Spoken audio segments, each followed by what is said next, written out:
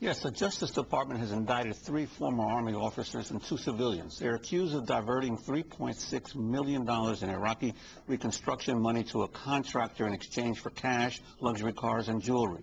The announcement came one day after the House Committee on Oversight and Government Reform held a hearing about how billions of dollars set aside for the Iraq reconstruction have gone missing.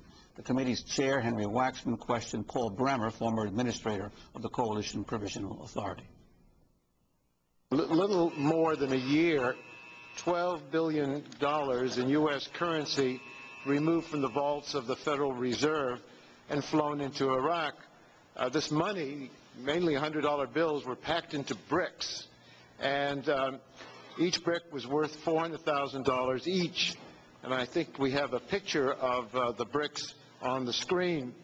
They were assembled into large pallets containing over $60 million in cash and flown into Iraq. In December 2003, Ambassador Bremer and the Coalition Provisional Authority asked for a shipment of $1.5 billion to be flown into Iraq. And a Federal Reserve official described this in an email as the largest payout of U.S. currency in U.S. history. But this didn't remain the largest for very long, because in June, $2.4 billion was sent to Iraq.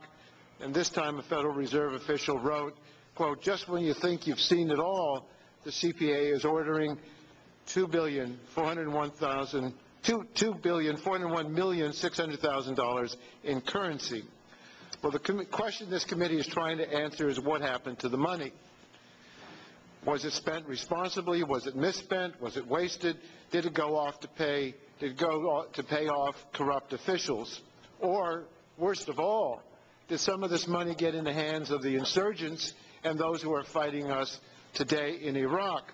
Ambassador Bremer, are you concerned about the possibility that some of this money went to ghost employees, we don't know where it went, and might be showing up in the hands of insurgents that are fighting U.S. troops? If there were evidence of that, I would certainly be concerned. Yeah. We don't know whether there's evidence of it. I don't we don't know whether the people who got the money were entitled to it or what they did with it. But as the Inspector General pointed out, the problem of ghost employees was certainly there, and it was there even before the invasion. But I have no knowledge of monies being diverted. I would certainly be concerned if I thought they were. Well, $12 billion is a lot of money. It could have been used for a lot of projects that American taxpayers ended up funding through our appropriations.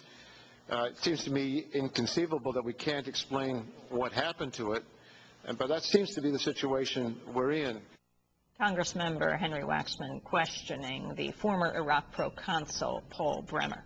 Investigative journalist Protap Chatterjee attended Tuesday's hearing and joins us now from Washington, D.C. He's managing editor of CorpWatch.org and author of Iraq, Inc., A Profitable Occupation. Can you talk about the significance of this hearing and what Paul Bremer said, Protap? I mean, this is a very important hearing. This hearing yesterday was the first of what Henry Waxman promises will be 2 years of hearings. And then we're going to be looking into corruption, waste, and abuse in Iraq, and also, for example, in border surveillance. Today's hearing is going to look at the money being spent on protecting the border, ostensibly. What they were talking about yesterday, and what Paul Bremer was on the stand to talk about, was the $19.6 billion worth of Iraq's money that the Coalition Provisional Authority spent in Iraq and squandered much of it. Dennis Kucinich at one point held up a piece of paper and said, "Mr. Bremer, what happened to this $500 million, which says, for security TBD, to be determined?" And in fact, there were no answers. Partly it's because Bremer had not been briefed, and so he didn't recognize the piece of paper. But I think what was more telling was the fact that he said, "I never read those minutes." There were meetings twice a week of U.S. officials where they decided how to spend Iraq's own oil money. And Paul Bremer, who ultimately was responsible for that, candidly admitted at the hearing yesterday that he didn't know what happened to the money. His assistant, David Oliver, was present. He was his budget chief. And there was a quote played back where he was interviewed where somebody asked him from the BBC if he knew what happened to the money. And he said, "Frankly, it's not important." And the interviewer said, "Billions of dollars worth of money, and you don't know where it went?"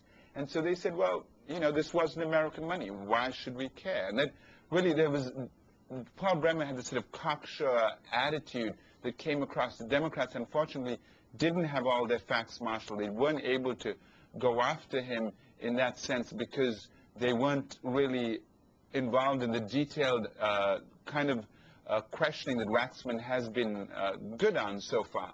So, and Perthap, of course, they obviously haven't been reading your Pork Watch, or they would know what questions to ask. But, if they had, yes. But I'd like to ask you also, you've been also tracking Halliburton consistently now for years. The reports about the Pentagon finally pulling money because Halliburton had hired Blackwater but hadn't notified the government of it. Well, that was a very interesting moment where Tina Ballard, who's Assistant Secretary of the Army, said in yesterday's hearing that they had withheld $19.6 million from Halliburton on Monday. And Waxman said, well, it looks like our hearing saved the government, the taxpayer, $20 million just by holding this hearing.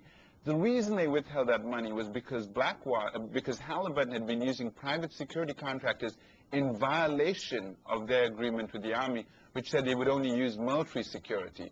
So, and in fact, Halliburton's own lawyers, Waxman had a piece of paper which showed that Halliburton's own staff had said, you can't say, I mean, the quote was, a pig is a pig even if it's wearing lipstick. If we use a company that uses private security and that's a violation of our agreement, we're going to lose our contract with the government. So what the Army did yesterday was they took back $20 million because Halliburton had acted outside its agreement. Now, that was a small amount of money. And in fact, much larger sums of money have been questioned by military auditors. As much as $1.5 billion have been questioned. It's not absolutely certain this money was stolen or wasted. It's just that this money has been questioned.